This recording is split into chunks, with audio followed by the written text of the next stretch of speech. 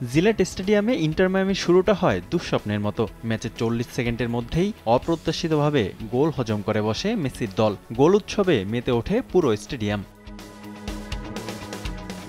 শুরুতেই পিছিয়ে পড়ে সমতায় ফিরতে একের পর এক আক্রমণ চালায় ইন্টার মায়ামি। তবে গোলের দেখা পেতে সফরকারীদের অপেক্ষা করতে হয় 32 মিনিট পর্যন্ত। রবার্ট টেইলরের বাড়ানো বল থেকে গোল করে দলকে এগিয়ে নেন লিওনেল মেসি। এই গোলে MLS-এর চলতি মৌসুমে যৌথভাবে সর্বোচ্চ গোল স্কোরার বনে যান মেসি। আর্জেন্টাইন সুপারস্টারের গোলে এক সমতায় শেষ হয় প্রথমার্ধের খেলা।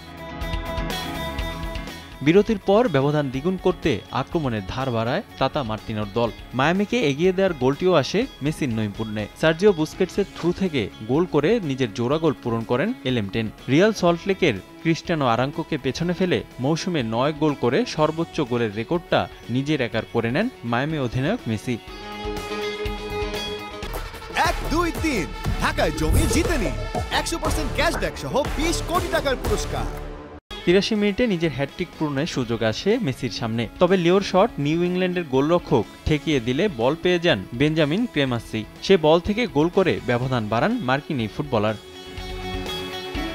5 মিনিটের ব্যবধানে চতুর্থ গোলের দেখা পায় ইন্টার মায়ামি। শেষ গোলেও অবদান রাখেন আর্জেন্টাইন সুপারস্টার। মেসির বাড়ানো বল থেকে দুর্দান্ত গোল করে ব্যবধান আরও বাড়ান লুইস সুয়ারেজ।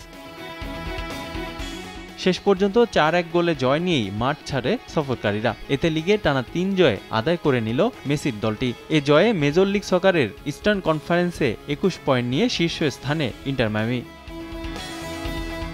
রিফাতুল ইসলাম মিরন, সময় সংবাদ।